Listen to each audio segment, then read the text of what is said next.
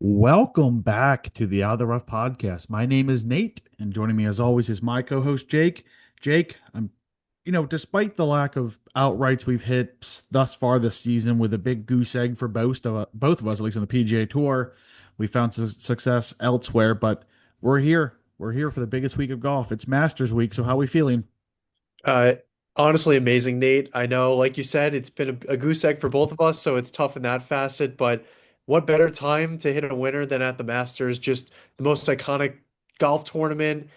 Every single year, we get the best of the best for the first time, including, we get all of the PGA Tour's best. We get those live guys back like Rahm, and Bryson and Cam Smith and all those guys. And then we get other top guys from all the tours around the world. So it's really just it's the best time in golf. It's everyone tunes in. If you're not a big golf fan and you're not watching week in and week out, this might be the first week you're tuning in. So welcome. But at the same time, just incredible golf ahead of us, and I'm excited to talk about it with you, Nate. Oh, 100%. This is the week that we look forward to, and it's kind of in my mind, the unofficial start of spring, right? We wait forever. Here in the Northeast, Jake and I live, things are finally greening up. It's looking a little bit better outside. It's not just dark, dreary, brown, snow, all of that. So we're getting to spring, and this, to me, mentally puts me in the space that springtime is finally here.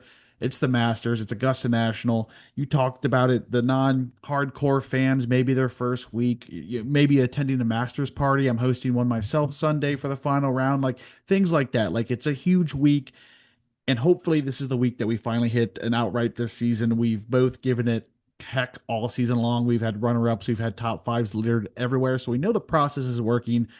Luck just hasn't been on our side to get across that finish line. So, Jake, I know we didn't say this for every podcast for the last like 10 podcasts. Let's finally hit a winner here. Let's get things going. But before we do hop into all things Masters, where people find you on social media, Jake?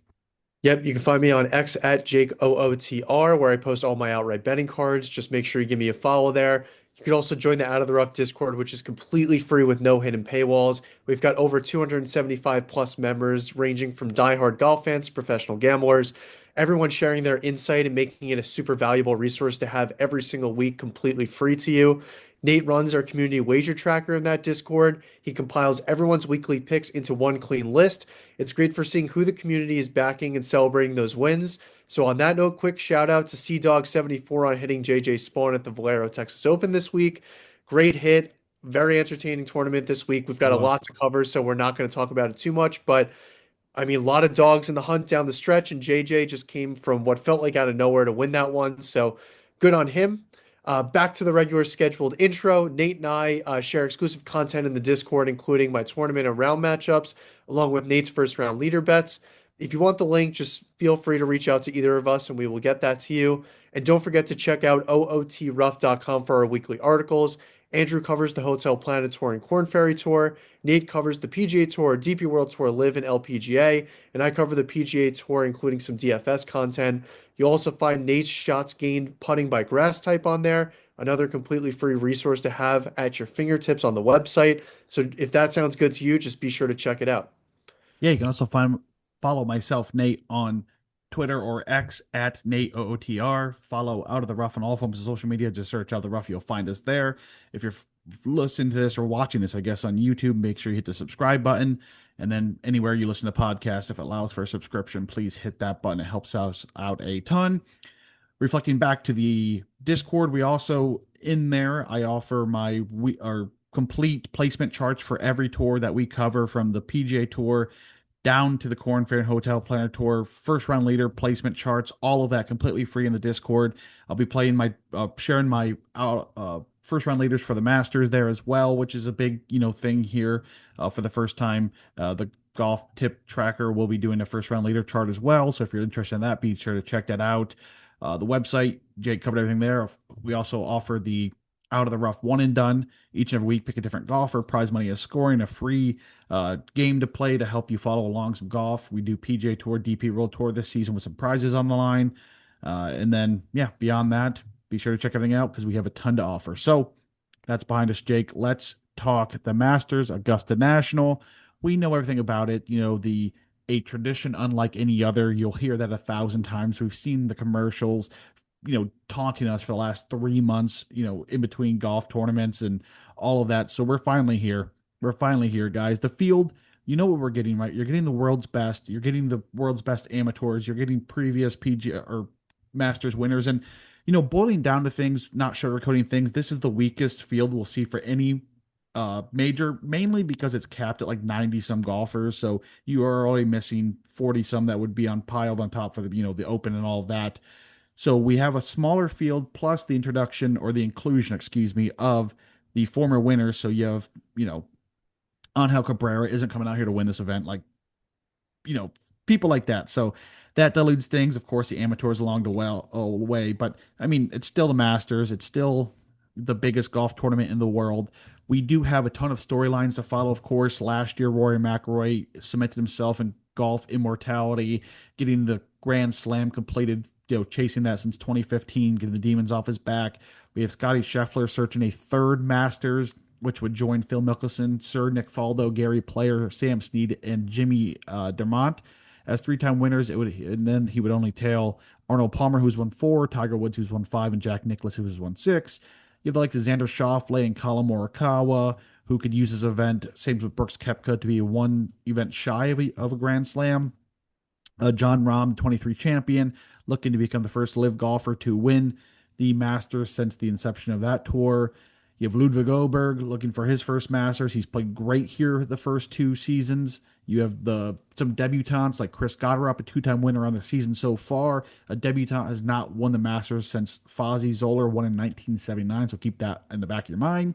Then you have a slew of golfers looking to use the 2026 Masters as their first major. Victor Hovland, Patrick Cantlay, Tommy Finau, Tommy Fleetwood, Will Zalatoris. The list goes on and on. Cam Young as well. So, of course, we do have new to this year to the Masters is the inclusion of several National Open winners, which is brand new this season. So this gets Gotterup in here, a Scottish Open. He would have qualified otherwise. Marco Pench, who won the Spanish Open. Naoyuki Karaoke, who won the Japan Open. Tom McKibben, the Hong Kong Open. Rasmus Niergaard Peterson, the Australian Open. And Casey Jarvis, the South African Open. And that makes, in years past, there used to be designated spots for DP World Tour specific golfers, but with the inclusion of that tour being a feeder tour now to the PGA Tour a few seasons ago, those are basically who would have qualified from the previous season through the DP World Tour on the PGA Tour now. So there really isn't any designated DP World Tour guys besides Casey Jarvis with that win at South Africa. And of course, we have some notable absentees. Tiger Woods, of course, we won't go into that. And Phil Mickelson, who cited some personal health issues. He also will not be back this season. So breaking it down here, we have 68 PGA Tour golfers, 11 live golfers, 6 amateurs, 5 senior past champions, and 1 National Open winner. And of course, you have a huge list of past champions here. You can check that out for yourself. So let's talk about Augusta National, probably the most notable, recognizable, and perfect golf course in the entire world. This is a Dr. Alistair McKenzie and Bobby Jones designed 1933, opening with redesigns in 2008, par 72, 7,555 yards. Again, that number on the scorecard, 7,555. It plays them more of a tune of 7,900 yards. Pure yardage is much more important than what that 755 offers. Water is on play in 5 holes, of course, most notably on Amen Corner. The greens are bent grass. They play both firm and fast. Some of the most tricky contoured greens in the entire world. 6,486 feet in average square footage of these greens. They are crazy fast, crazy undulating. They are very large as well, and some of the toughest greens in all the world. This course history comes into play here with the greens, most notably knowing how to deal with these greens, the contours, the shadows cast, all of that comes into play with course history, which is very, very prominent here at Augusta National. It is one of the most, courses with the greatest correlation of course history on the PGA Tour. I think only Walhalla Country Club that hosts the Sony Open in Hawaii has a more prominent course history. Going back to the greens, they're 14 on the Stimpmeter if Mother Nature allows. They're sub-air fueled, and they are unlike any greens in the world. Birdie chances are reduced to the smallest of target areas, and many of these birdie chances you don't, flag hunt. You have to find the proper contour of the green, allow the ball to feed into. Again, course history coming to play majorly there. The lack of rough around the green complexes also creates indecision when you're coming from around the green play. Scrambling percentages, geez, take a hit due to this. So again, I'm going to say it again, course history massive there when it comes to around the green play. The course is known for its topography of its fairways that forces uneven fairway lies. To go along with those defenses, the course features swirling winds that cause fits to the greatest golfers in the world.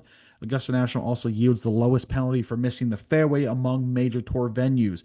This means that it is a driver heavy course. On 7 of the 14 holes, the par 4s and the par 5s, there is a difference of less than 10% in birdie or better percentage, depending on whether the player hits the fairway or not. So, distance off the tee is important this week. So, what I'm saying is, you can pray and spray here and be just fine, right? That has a low penalty for missing these fairways.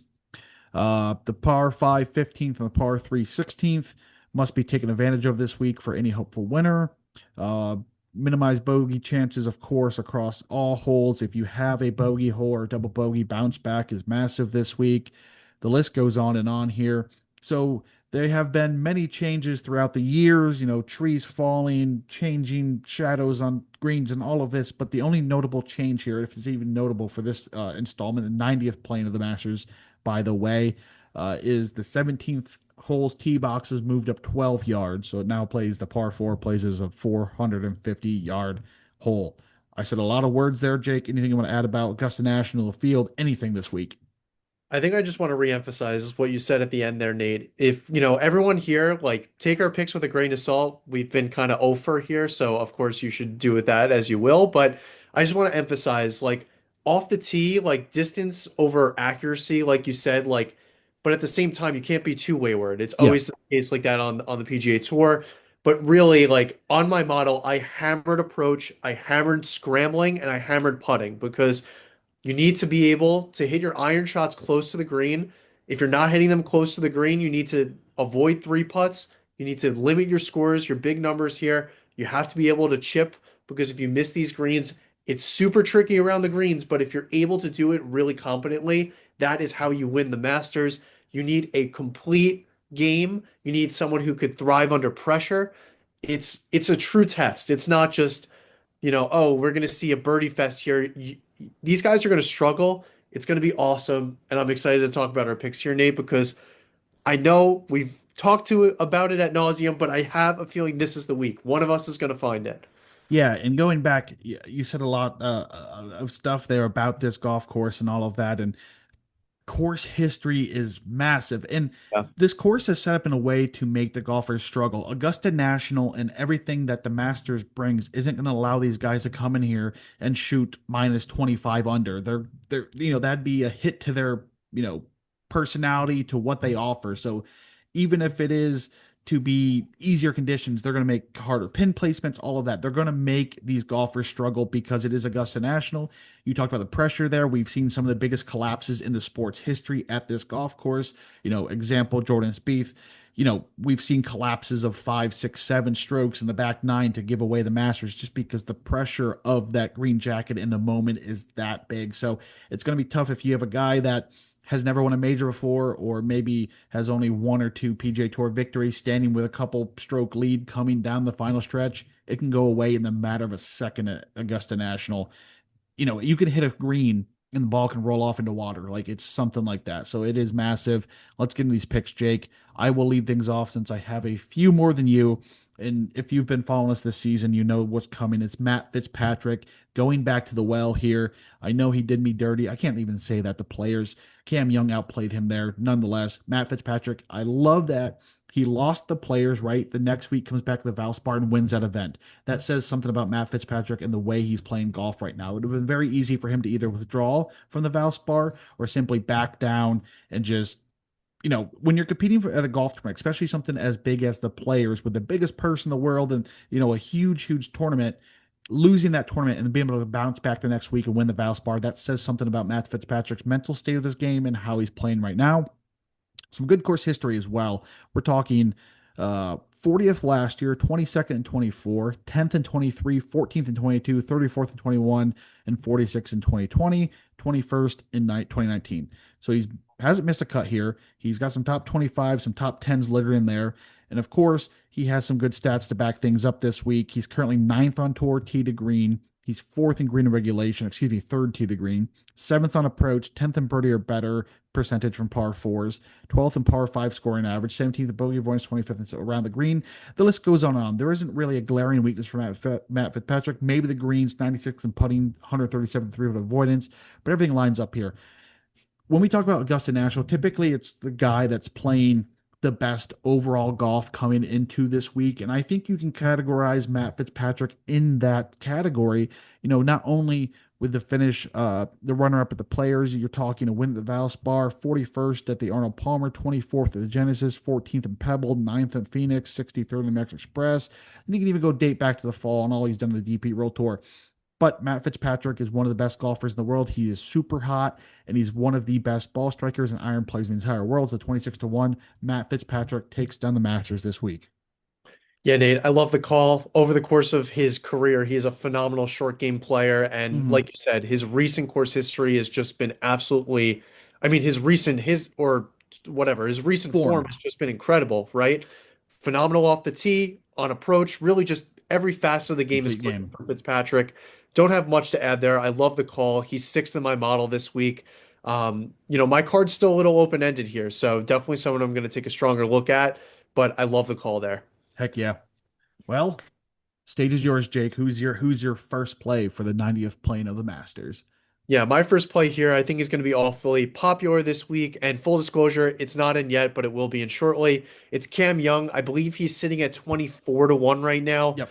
Um, Again, this is another guy who I would categorize in that recent form, just playing phenomenally. Uh, you know, to Matt Fitzpatrick's despair, the Players Championship, he said, he had a lead going to his last couple of holes, and he said, "Hey Cam, I'm gonna play my solid, steady golf, not play aggressive. If you want to rip this out of my hands, be my guest." And that is exactly what Cam Young did. And I think that is the cutthroat attitude you need at the Masters to be able to win here.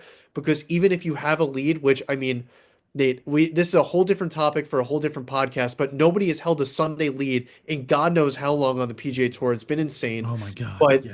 it, but anyway, we'll talk about it with one of my later picks if that's a hint there. But again, he just dialed with the irons. The putter is phenomenal. He's been driving the ball incredibly. He has that plus distance off the tee, which is a bonus here. And what do you know about him? Great course history. He missed the cut last year and missed the cut in his debut in 2022. But in the middle, he had a T7 and a T9. So that's two top 10 finishes at Augusta. That's good enough for my bucket of good course history here.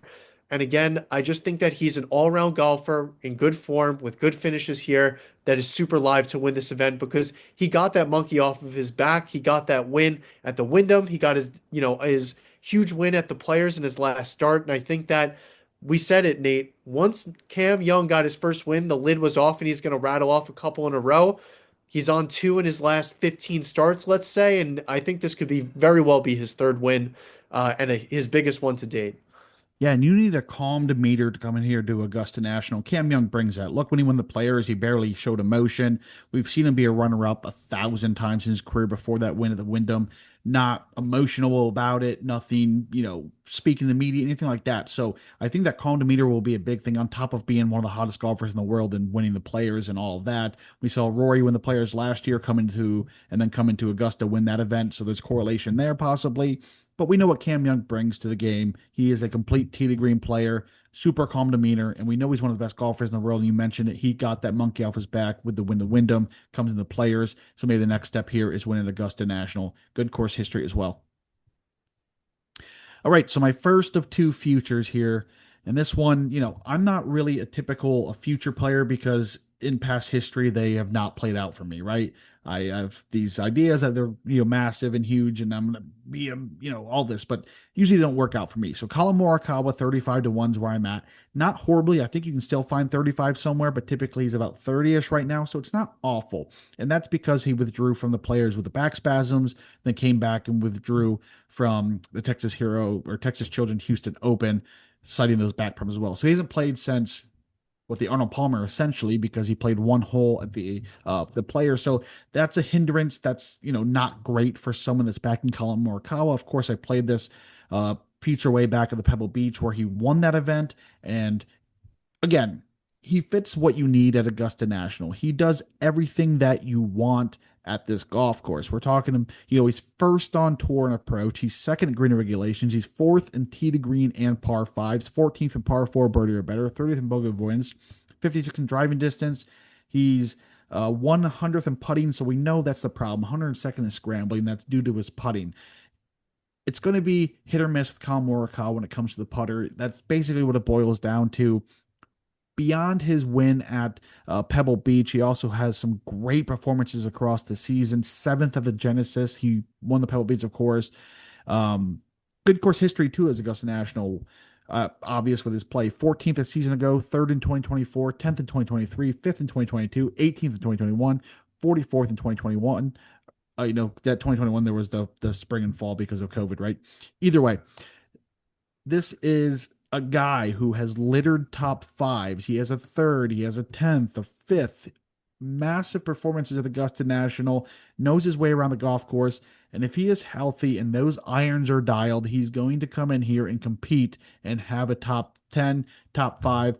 And we're going to hope here with a victory. Yeah, Nate, I was excited to play him last week and he withdrew early. I love the play at Augusta for everything you mentioned. Great course history, great form coming in. Again, the question mark is the back. How is he feeling? I assume he's going to at least give it a go. Of course, It's just a question mark, right? But again, I think at 35 to 1, if he's feeling okay or even perfectly fine, I think that's a fantastic number to play him for this sure. week. So again, it's a question mark. A future, I totally understand the 35. I love the 35 if he's healthy. I want to add him to my card because it makes so much sense, but at the same time, the question mark, I'd rather just play someone that I'm looking at that's healthy and I think could win as well. Yeah, for sure. And if we're talking a fully healthy, played the players, played the Texas Children Houston Open. I know this is on a Sunday, so we're a little confused here with what last week was, right? Yeah. So, this we'd be talking like 20 to 1, 18 to 1 for Collin Yeah. Morikawa in a fully healthy thing. So a 35 to 1 allows me to then go play a Matt Fitzpatrick or someone in the 20s to fit into my card. So I'm fine with 35 with the question marks around Collin Morikawa, of course. Because if he comes in here and he's healthy, he's going to compete. If he comes in here, he's not. It's the 35 to 1. So be it. It's not like he's my horse for the course, I'm saying, right? So it kind of helps fit the card that way. But we can only hope he's healthy this week and we go on to cash that ticket. Yeah, if he's healthy, he's priced like Ludwig. Like I feel like they were priced the same, and Oh, then for sure. Ludwig and him both won, and they were teetering, and then now like Oberg, I think is 15 or 17 to Oh my 1, gosh, yeah. and Morikawa is that 35 number. So again, if you're willing to take that risk, you're getting double the odds of Oh, for Ludwig, sure. who's playing similar golf. Obviously, different players, but again, food for thought there. Of course. Moving into my next play here, it's the guy who fumbled this week at the Valero Texas Open. It's Robert McIntyre. I got him at 50 to 1 to take a future. Nate, I've talked about Robert McIntyre at the Masters at nauseum to my friends so much that one of my friends, as a wedding gift, gave me a Robert McIntyre Masters future bet. He put the full gift in a ticket and Wow. gave it to me. So again, I have that little bit of added stake. I What was added the a little number bit on more that on. ticket? Huh? What was the number on the ticket? I think it was 60 or 55, but I Okay, wouldn't and mind I have to 50. assume there's a good lump sum behind that. Yeah, not so bad there. But again, lefty at the Masters, Nate. We talk about it. It's one of those narratives that people talk about.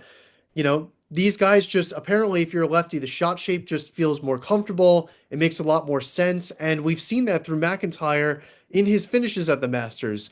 He missed the cut last year. Again, I don't really care. His longer form is much better. He's finished T23 and T12 at the Masters.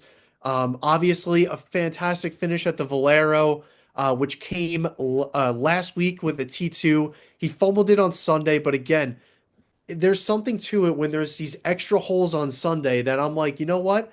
If he didn't have his stuff on Saturday and he just powered through the round and found it on Sunday, the outcome could be very different.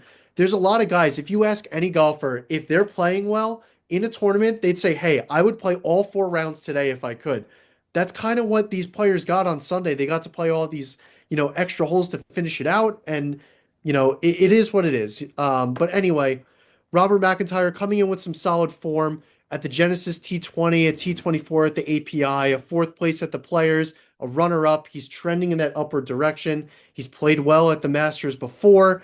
Again, his strokes gain data is a little confusing. He is not fantastic anywhere until it gets to the short game. Phenomenal putter, phenomenal around the green. And again, he's been clicking with those irons over the last couple weeks. And off the tee, he's been great too. This is just my guy. I'm riding my guy. He's in good form. He's played well here. I'm going for it. Yeah, you have to. You mentioned it. It's your guy here. And we're going to talk about strokes game putting per grass type again, ootrough.com. Find it completely free there.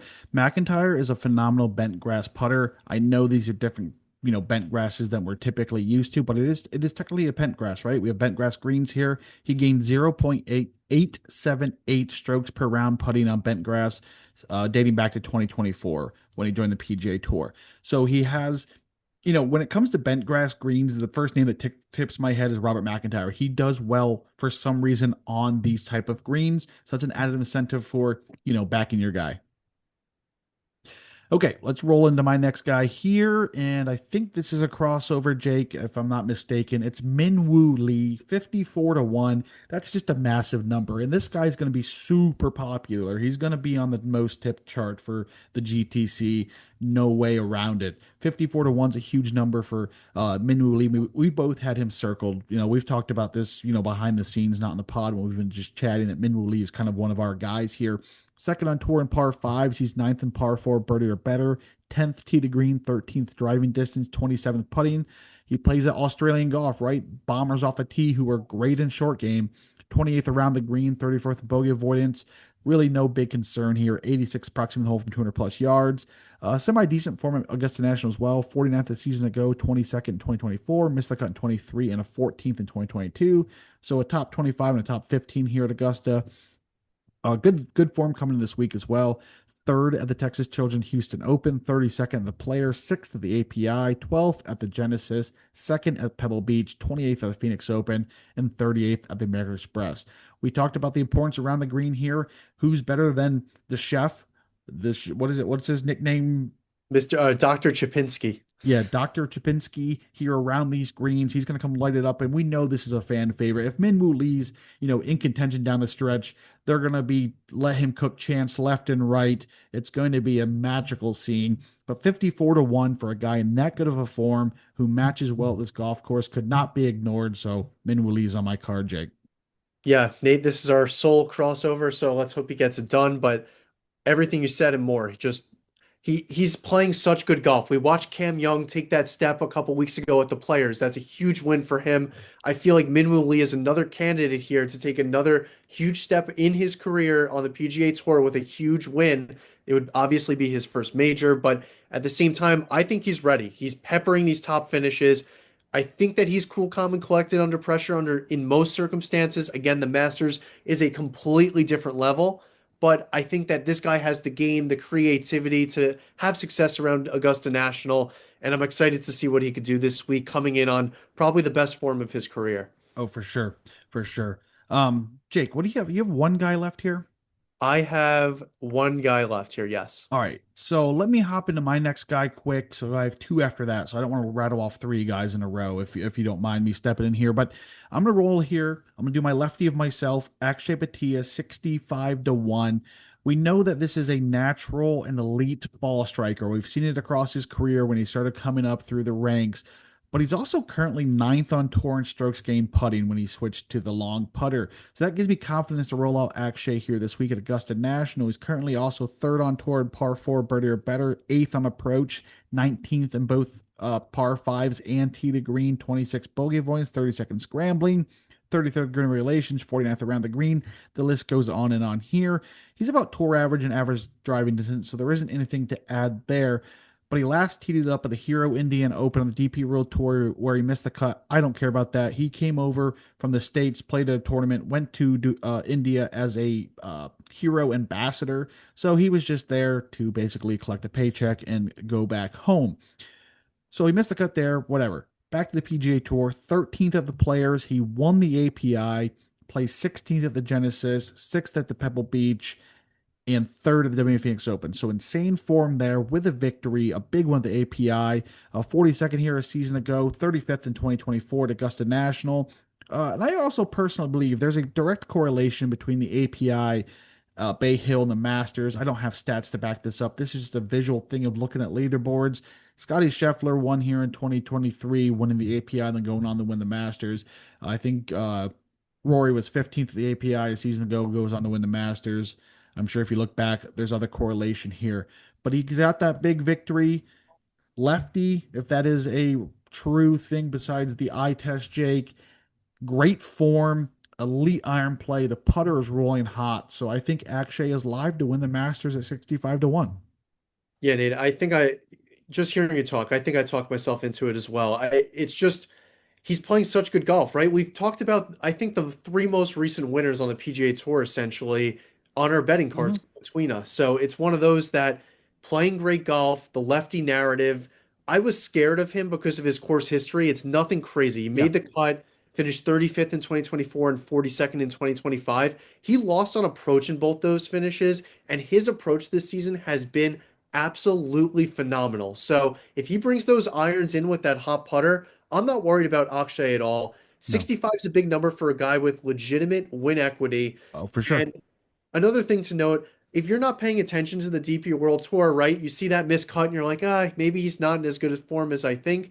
He missed the cut on the number, and it's because he played the wrong ball on Thursday and he gave self-imposed two-stroke penalty that he didn't make the cut and wasn't able to drive himself up that leaderboard, which I truly think he would have been able to do. Oh, So yeah. again, I'm not worried about that miscut at the Hero. It's our favorite thing to do. Throw out the most recent start, playing some awesome golf. I think I'm going to add him to my card as well, Nate.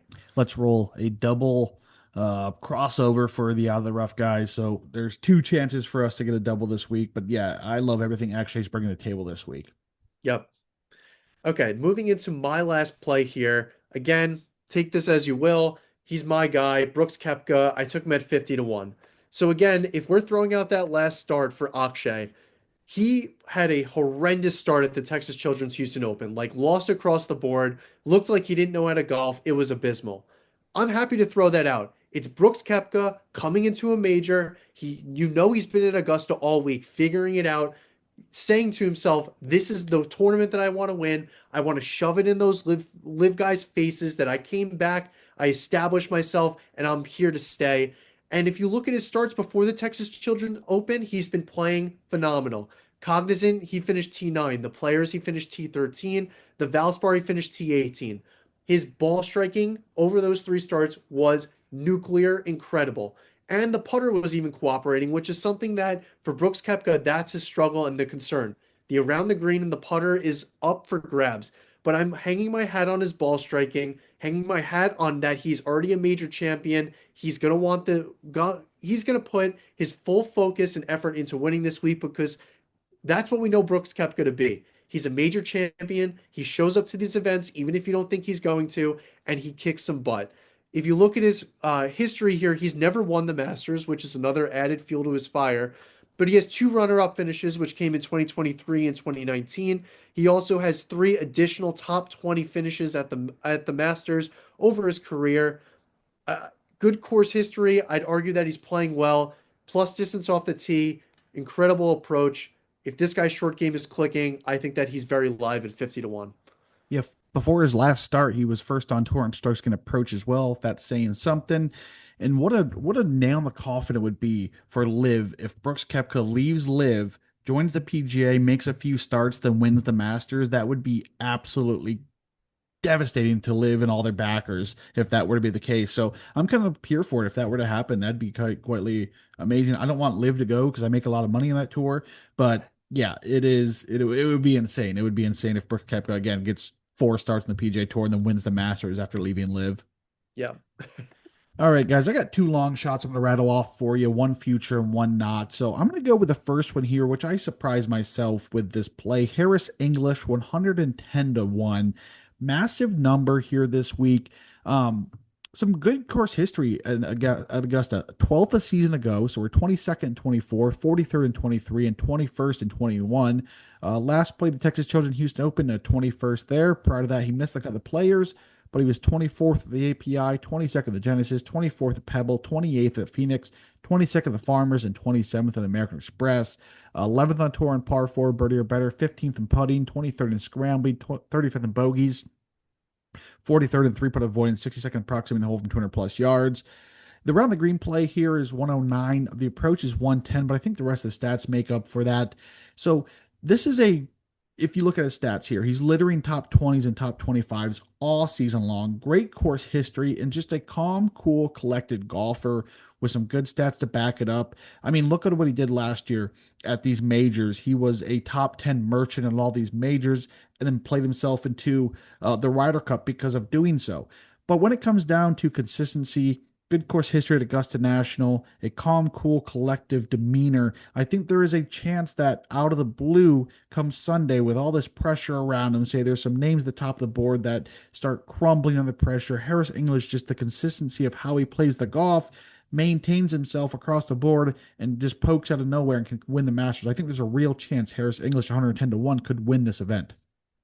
Nate, I love that call. He's a five-time PGA Tour champion. He knows how to get it done down the stretch. Another guy who, in my head, I picture as a cool, calm, collected Mm-hmm. guy, like you mentioned. Yeah, I just love the call. It would take a spike iron week, which Of we've course. seen him do before, but at the same time, that putter is electric. He's going to hit some fairways for you, and if those irons start clicking, it is very possible at a very, very big number, in my opinion. That's it. I was shocked when the number was that big for Harris English. I was expecting something like 60 or 70 for someone like him. And to pop at 110 in the model, I'm taking that every day of the week. Absolutely. All right, final play here. This is a future 125 to 1 for Nikolai Hojgaard, who absolutely popped in my model. Look at these stats, guys. Ninth on tour in average driving distance. He's 13th on approach and scrambling, 16th tee to green, 18th bogey avoidance, 19th proximity hole for 200 plus yards, 23rd in putting, 24th in three putts, 30th in par fives. The list goes on and on. We're talking about a guy who last played the Texas Children's Houston Open, where he's a runner up to Gary Woodland. Prior to that, 55th at the Valspar, 27th at the Players, 6th at the Cognizant, 3rd at the Phoenix, and 22nd at the Farmers. Missed the cut here at Augusta a season ago, but had a 16th in 2024. So he's played this event twice with a top 16 to go along with that. The stats are electric. Per my stats based model, he was third overall. Everything lines out here for Nikolai Hojgaard to have himself a week, 125 to 1. This is a guy who just appears on leaderboards, right? He just is there quite often and he has the game to back it up. I don't know if I could trust Nikolai Hojgaard to, get up and down to win the Masters. If it comes to it, 18, we see some fluff shots around the green throughout his entire career. But we're talking about a guy who crushes the ball, great irons, an okay around the green game, and a good putter right now, a top 25 putter in the PGA Tour. Everything's clicking for Nikolai. We'll see if that runner up to Gary Woodland has anything to do with it. I know Gary Woodland ran away with that event, so I don't know if Nikolai was ever in the mental state of, hey, I'm going to win this golf event. We'll see, but hot guy at 125 to 1, taking that every day of the week. I think he's down to like 70 or 80 at this point. Yeah, Nate, I think it's a great call. He's played some phenomenal golf, and this kind of feels like my McIntyre play at much bigger odds of, if that wind is swirling, these DP World Tour Mm-hmm. guys who've played know how to manage the winds and the inclement weather and all that kind of stuff. So it's almost like a weather hedge. But at the same time, I think that, he has a very legitimate chance if he puts himself in the right positions. Again, it's that pressure down the stretch that I think for almost every single golfer outside of Rory, Scotty, maybe John Rahm, Yeah. you're not feeling so comfortable down the stretch. You have a very, very tough stretch of holes. Mistakes happen, and it's the same for anyone. So it's one of those that I love the call. It's a huge number. Playing some awesome golf. Why not? Yeah. I love the mention there of, those three names and anyone beyond them. I would maybe put Hideki Matsuyama if he is playing his best golf with those three in the pressure, but anyone beyond that, like you have storylines left and right of, Bryson DeChambeau. We've seen it. He's crumbled down the stretch of the Masters. Brooks Koepka trying to get things done. These huge names, we may be like, oh, they're calm. Cam Young, like calm, cool, collected guys. They'll be fine. They'll be fine. But nothing is fine when you're under the pressure of trying to win the biggest golf event. This is the event that any child that has played golf has, been in their backyard and been like, all right, it's it's Nate Brown. He's got to get up and down to win the Masters. Like, at 5, 6 years old, this is what you're doing. So it's a massive, massive pressure for these guys. And I like to mention there of those three that, anyone beyond that, and, Rory now, previous Rory was not on that list, but now he's on that list. Yeah, and look what Ludwig has done. I know he's going to be so popular on these cards, but over the last couple weeks, it's been like starting at the players, he freaking destroyed me there. He had a couple stroke lead, he just punted away and wasn't even on 18. I was lost by like hole 14 or Yep. something crazy like that. And he's had a couple chances in the coming weeks there. So it's just one of those where you have to play the top of the board, but you're also just so uncomfortable with it at the same time because you're paying up for the name, but you don't necessarily trust them to get across the finish line over those last couple holes. And I think that's what makes the Masters so much fun as a spectator, as a fan, as a bettor. Just it's one of the best. I would never touch Ludwig Oberg at 15 or 16 to 1. I'm just saying that right now. But either way, more power to you. And he's probably going to win this event because I said that Yep. aloud. Yep. But yeah, so that's our betting cards. That's everything about the Masters. Now, Jake, this is what we've done every year. I need to ask you for your Masters menu, if it has changed from year to year at all. I don't know if you've encountered new things along the way, but let's hear it. Let's hear an appetizer, an entree, and a dessert. You're the champion of the Masters, hosting the world's elite. What are we doing? All right, appetizer, you're getting a warm bowl of chicken noodle soup. It's my favorite, a staple. And then for your main course here, you are going to get a nice fillet, I'm going to go with Okay. a slab bacon. So you get double meat, you gotta beef up before, and then for dessert, you're going to finish it off with some affogato. Good scoop of vanilla gelato or ice cream over a nice shot of espresso. So really just no cultural anything, just my Yeah. favorite foods. Yeah, I mean, I'm in the same boat. So appetizer, I would give you so every day of my life, basically, I eat the same salad for lunch. It's a Southwest steak salad. It's a salad with tortilla strips and chunks of ribeye, and it has a chipotle dressing. I absolutely love it. I eat it almost every single day of my life. So we're gonna start there, and then I think I have to go to entree. I have to go with some form of a lamb shank or something of that nature. I'm a sheep farmer myself, so I have to bring some brown acres meat with me and make it your entree there, maybe with a nice garlic mash and a mint sauce on that shank, something like that, right? And we're gonna finish things off with it's a classic New York style cheesecake. I don't want raspberry strawberries on it. I don't want chocolate swirls. I want a classic New York style cheesecake. That's it. That's all I'm going with. I love it. There we go. Well, Jake, the wait is finally over. We're here. Like last week just seemed like a blur because it's like we're just waiting for it to finish to start the Masters and we're finally here. It is time. I know everyone's got to get the Masters app re-downloaded or you have to click on it and let it update on your phone. So do that now before you're trying to watch on Thursday or Friday. Get that done. The Masters app offers the greatest viewing of any golf event in the world. You can create your own like checklist of golfers and they will show you every shot of those golfers. Like what else is doing that for free? You can watch every shot, you can pick groups. It's amazing. So make sure you're checking that out as well. Jake, anything else here? No, I'm just so excited this week, Nate. I if more so than any other to join the Discord if you have That's any it. questions, DFS, out of the rough, just anything at all. Questions about strokes gain data, questions about is this a good play? What do you think? There are so many people in the Discord with so many good informational opinions. It's if you want to just jump in for the week and then hop out or just check it out, I encourage you to do it this week because it's going to be live, it's going to be active, and it's going to be awesome in there. Yeah, even if you just want to find a place to talk about the tournament as it's ongoing, a community, and that's what it is. This is not a just a pump and dump of Jake and I throwing our content in your face. It's a legitimate community of 275 plus people. Of course, we have some that are more active than others, but it is a community. Hop in there. You can show us your plays. You'll be on a community wager tracker. You can check out everything else. Our exclusive content. People sharing their own articles in there, ask questions. You're going to respond no matter what the question is. It's just a great place to be. And again, if you just want to find some like-minded people to talk about the Masters as it's ongoing, hop in there. And we forgot to mention Cody with the NASCAR stuff, killing it there. So if you're looking to rebound with, if you're tailing us on the golf side, Cody's got you covered. We're making some money on the NASCAR side. Just a ton of stuff in there, guys. It's a great place to be. So just check it out. That's all it is. It's free. There's nothing hidden paywalls. It's not going to hinder you in any way. So make sure you check it out. All right, Jake. Enough blabbering. Let's get off here. Where can we find you on social media?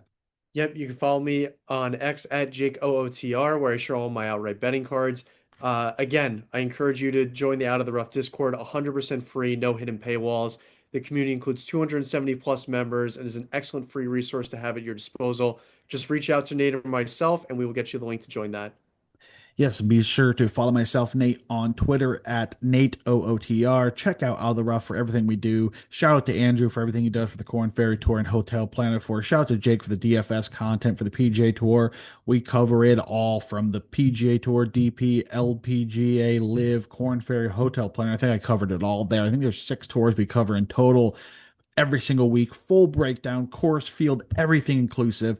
So be sure to check it out, guys. A lot of work goes into that. Just give it a click, even if you just want to scroll through real quick.